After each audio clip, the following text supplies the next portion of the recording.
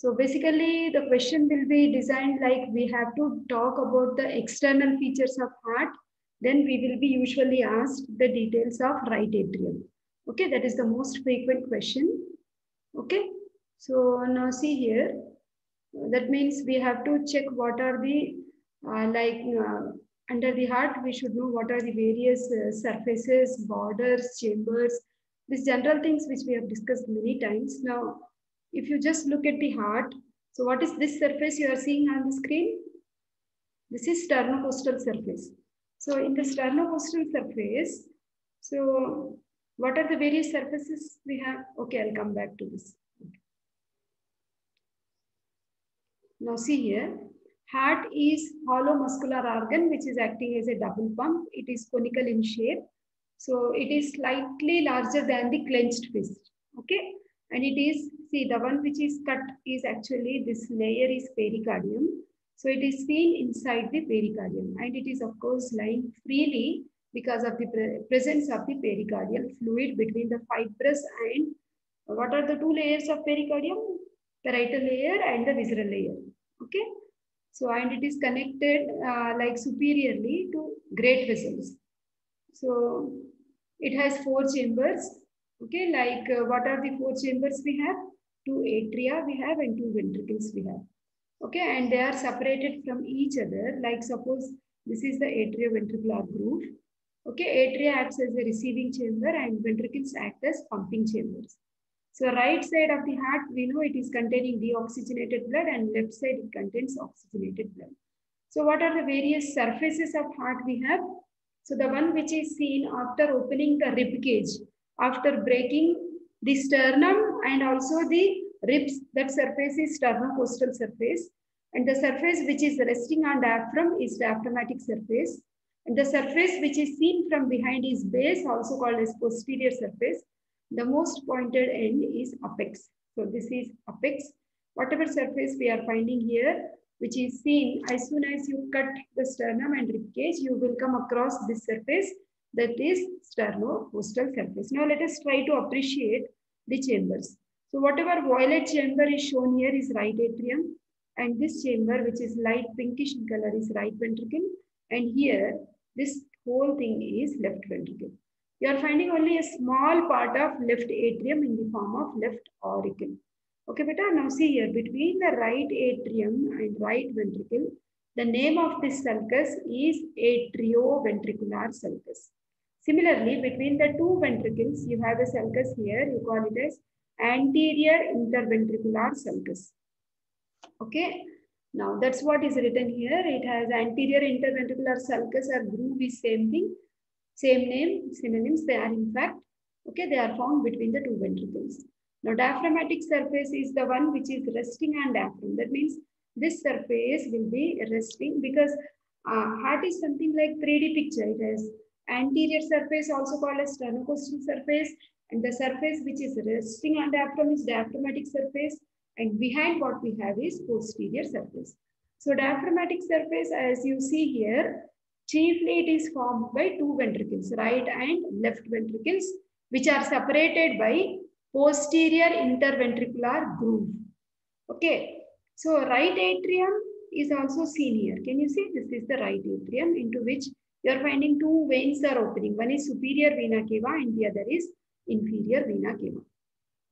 Okay, now base, this thing which is posteriorly, which is more focused is base.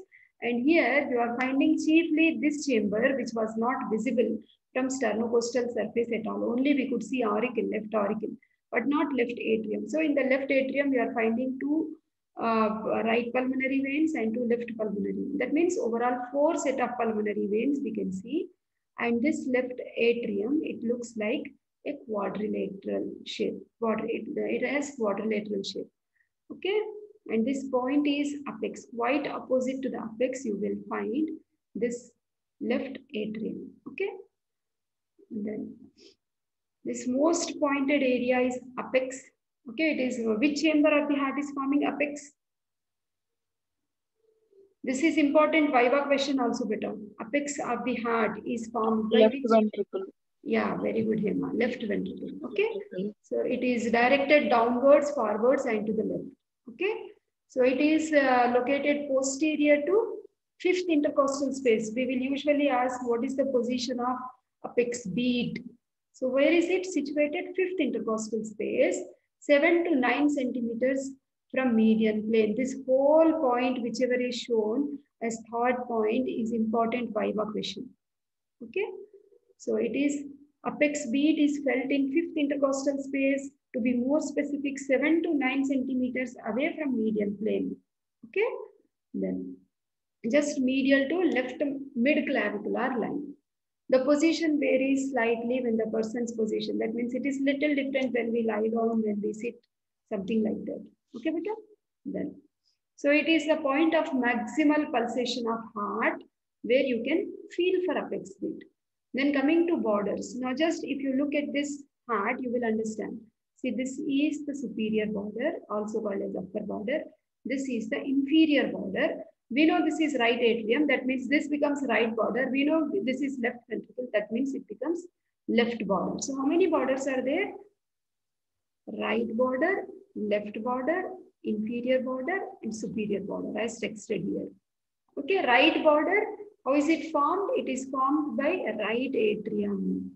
Okay, then this whole thing is right border beta from here. That means extending from superior vena cava to inferior vena cava, whatever border you are finding is the right border. Left border is this. It is moving like this.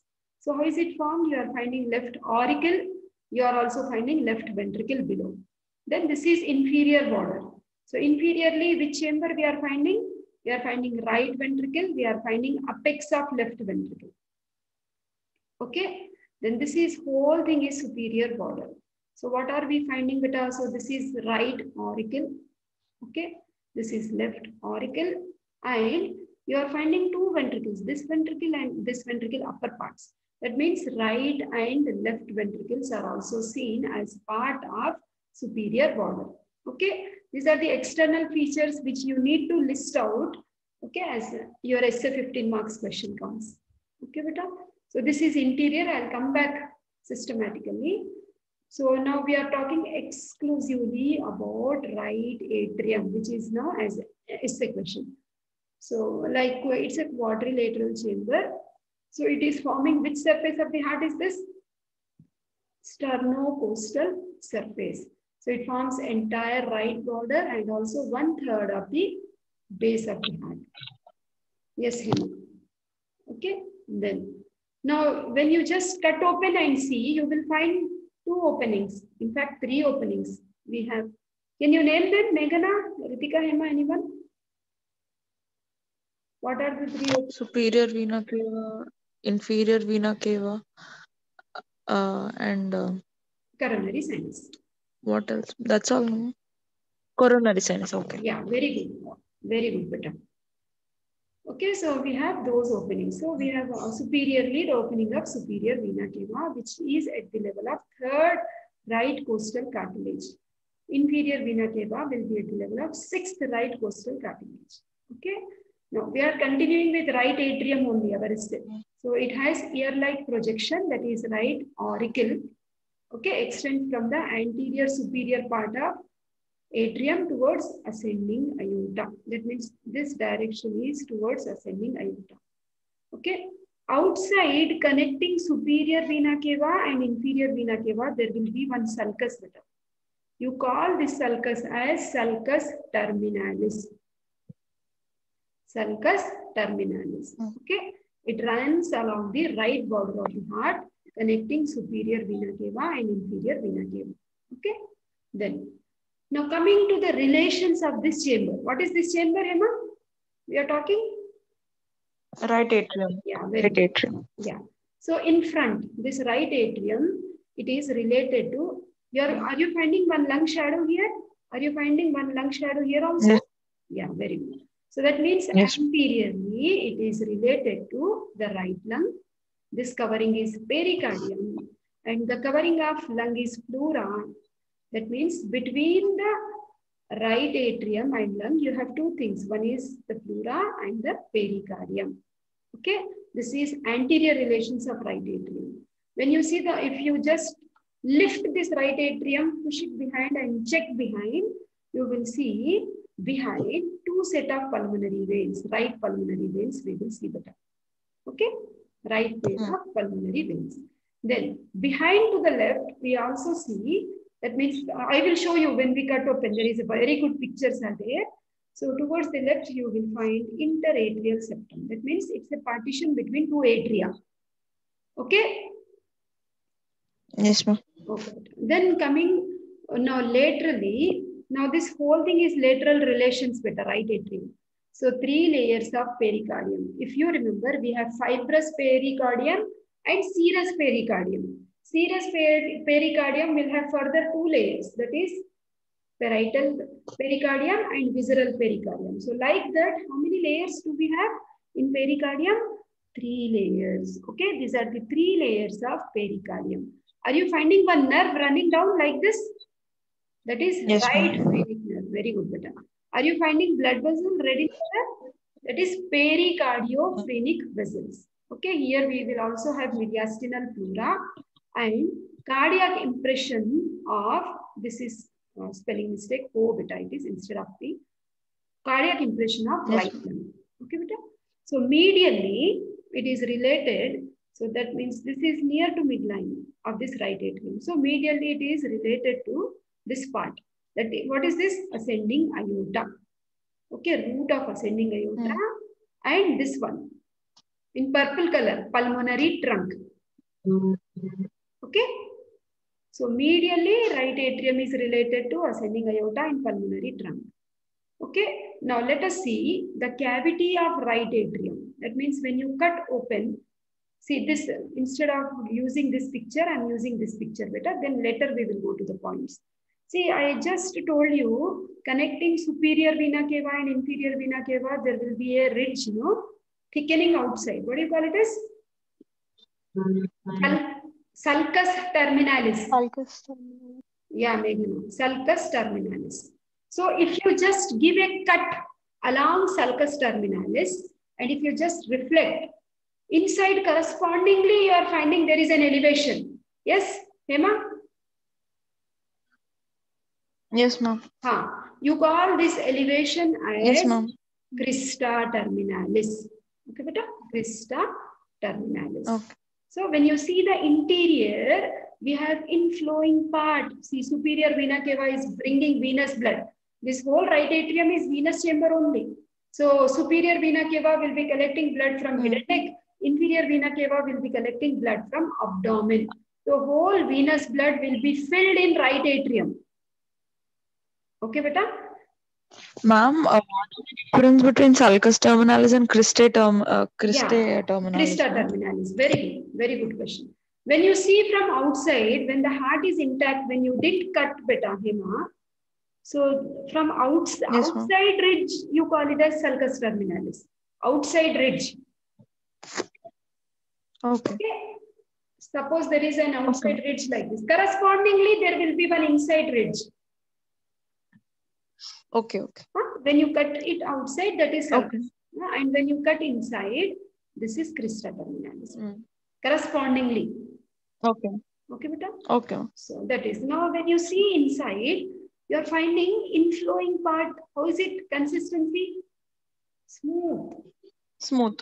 Very good. Inflowing part is quite smooth.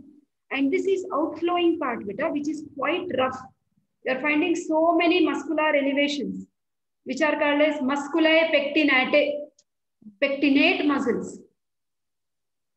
Okay. Then actually, when you have cut this right atrium, lower down, can you identify this chamber beta where I am showing you the arrow? Right ventricle. Excellent. Very good. So between the right atrium and right ventricle, there will be a valve. No? What is the name of this valve? Yes. Tricuspid valve. Excellent. Right atrial ventricle. Excellent. Tricuspid valve. So you are finding here in this atrioventricular orifice, tricuspid valves. That means we have 3 cusps there. 1, 2, 3 cusps. Okay. So that means this outflowing chamber is actually intended for just directing the blood from right atrium to right ventricle. Okay. So now I told you What is this ear-like projection of right atrium called as? Right auricle. Right auricle. Very good. And here also you are finding so many like muscular fibers similar to muscular pectinate, isn't it? So this area, actually the purpose of right auricle means ear-like projection, is basically when suppose venous return is increasing, lot of blood suppose is returning from superior and inferior vena cava coronary sinus, then this place is acting as a place where the chamber can accommodate more blood. Okay. But there are certain potential complications also because it has so much of muscular lining inside. The blood, if it is like stopping there and staying there for longer time, it may lead to formation of blood clots. Okay, it is a potential space for thrombus. It's a potential space where thrombus can develop better. Okay. Then, so between, this is our right atrium. Now, adjacent to this right atrium, this side, what chamber do we have beta? Adjacent. Left atrium. Excellent, very good. This is right atrium. Here you are finding left atrium. Are you finding 4 set of veins here? No. Yes, between these two chambers, you will have one wall, partition, wall. You call it as interatrial septum. Okay, interatrial septum. So this interatrial septum features, if you observe here, are you finding there is one fossa? Yes, ma'am. You call it as fossa ovalis, and margins are quite sharp. You call it as limbus, L, Lucknow, London. Limbus fossa ovalis. Okay, beta? Now, when you see the interior, the other features are superior vena cava opening has no valve because the blood is flowing towards gravity. Whereas inferior vena cava, if you see, is there any valve here? Yes. Isn't it, beta? You call this as? Yes, ma'am. Eustachian valve or valve of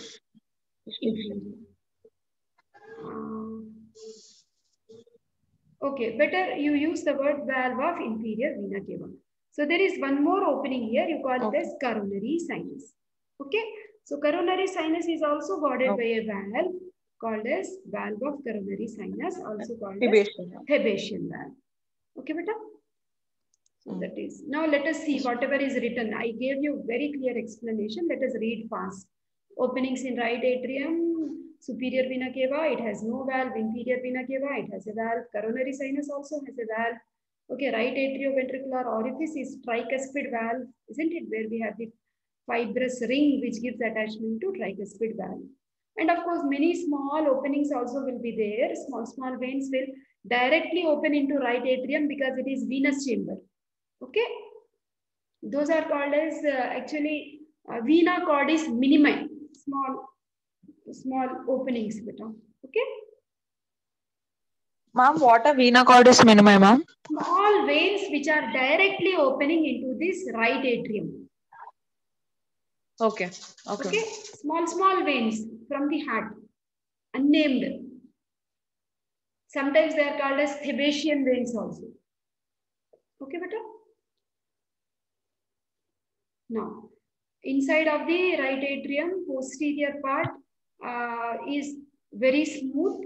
Okay, receives the termination of superior and inferior vena cava. Okay. Oh, I'm sorry, but the posterior part is smooth. It is receiving superior and inferior vena cava. And if we see embryology, it is observed right horn of sinus venosus. Then anterior part, it is a right atrium proper, which is rough. Okay. So two parts are separated by this. What is this ridge? Crista terminalis. Okay. Then superior vena cava opening, it has no valve. Inferior vena cava opening. What is that ridge, ma'am? Ridge of? Which one, beta? Crista terminalis. Just now you said, yeah, crista terminalis. Okay. Crista terminalis. Okay. Superior vena cava opening, no valve. Inferior vena cava opening, Eustachian valve. Okay, the special name. Or you just name it as valve of inferior vena cava. Then Eustachian valve, convex margin. This is the convex margin. This one where I'm keeping an arrow. Okay, so which is actually attached to the anterior wall of the posterior. All these points are not required. This is the concave free margin which is projecting into the chamber. Okay. Then, so this is what is this depression? Fossa ovalis. In the margins, limbus fossa ovalis. Okay. During the embryonic life, there is a foramen called as foramen ovale, which is actually connecting the right and left atrium. That means the blood is directly moving from the right atrium to left atrium.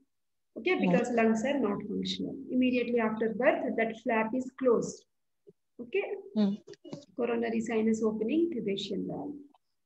Okay, small veins, foramina, venerea, minimarium. So many small veins, minute openings. Vena cordis minima.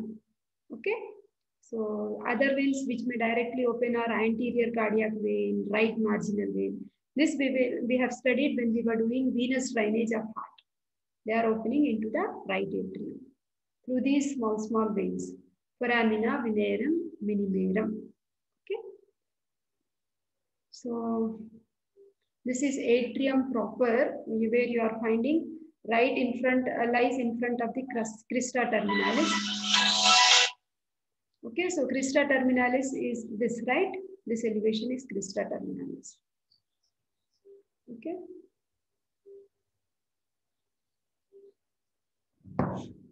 Then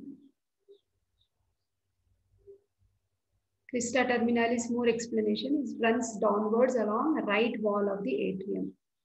As you asked me, what is this sulcus terminalis? It is actually corresponding to the sulcus terminalis, which is connecting the superior inferior vena cava from outside. Okay. So developmentally, if you see, it is the remnant of upper part of right venous valve. Okay, these are in the anterior part of the chamber. You are finding these muscular elevations, which are, this arrow is wrong. This is muscular pectinate. Okay, muscular ridges, which are running from this crista terminalis to atrioventricular orifice. Okay, I already told you right auricle is the place where we may have thrombi. Okay, which if dislodged, that means if they move out from here, if they are entering into the pulmonary trunk, it may lead to pulmonary embolism, which may result in immediate death. Okay, interatrial septum, it has fossa ovalis. Developmentally, it has developed from septum primum. Margin is limbus fossa ovalis. Okay, then this area is actually important, beta, where arrow is shown. That is triangle of Koch, triangular area which is bounded in front. See, this is front, which is bounded by tricuspid septal leaflet. Behind, this is behind. This is front and this is behind. Behind is opening of coronary sinus. And here, when we talk about like fibrous skeleton of heart, you will come across certain like tough collagenous thick structures. Okay, so this actually this area will have tough thick collagen from where these valves are suspended, in fact, forming the fibrous skeleton of the heart. So this above ligament is called as ligament of Todaro. Ligament of Todaro. Overall, it is like a triangle, no, beta, you just remember. Triangle of Koch is a triangular area which is guarded in front by tricuspid valve, behind by coronary sinus, and above by ligament of Todaro. Okay, so if you remember the conduction system of heart, we know pacemaker is SA node, which is situated at the opening of superior vena cava. This tendon of Todaro is actually lodging AV node, which is the second pacemaker of the heart. AV node we usually have here. Okay, beta? That is. So left atrium is a completely smooth chamber, but it has openings of 4 veins. See? 2 right pulmonary veins and 2 left pulmonary veins. We do not have much thing about. And ventricles anyhow is a separate topic. That question is not asked now. This is the fibrous skeleton, beta. This is fibrous ring, fibrous skeleton. These are the 3 cusps, and these are the chordae tendineae and papillary. These are actually the strings, no?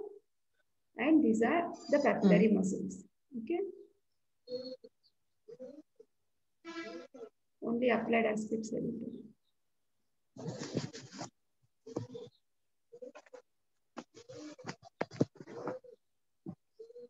Conduction system are not required. No. See, atrial, if pertaining to this answer, we have this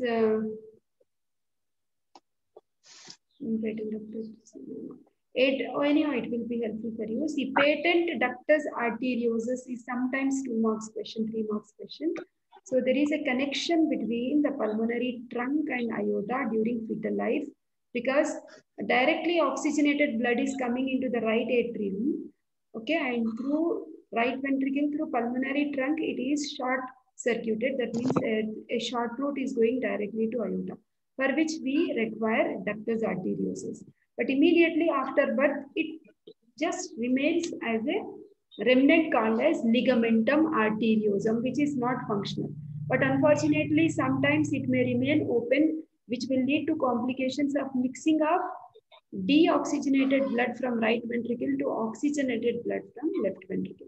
Aorta basically should have oxygenated blood, but because of the presence of this passage, you will see the deoxygenated blood will enter into aorta. That condition is patent. Patent means still it is open, it is not closed, it is not obliterated after birth. That is the meaning of patent ductus arteriosus. Okay. Atrial septal defect, that means between the right atrium and left atrium, that septum is not properly formed. Okay, beta? Ventricular septal defects are similar type of defects we have. Then there is a condition which is called as tetralogy of Fallot. I'll tell you.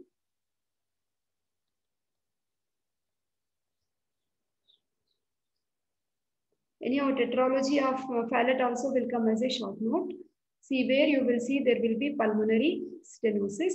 Actually, it has nothing to do with right atrium, in fact. So that means narrowing of the pulmonary valve, okay, and ventricular septal defect, right ventricular hypertrophy. Okay.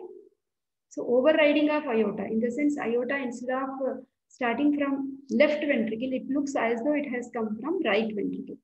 So these 4 defects together, it can be also a 3 marks question, that is tetralogy of Fallot. Okay, beta? So that is right atrium, everything we have discussed. Then, okay, paper 2 you have shared, right?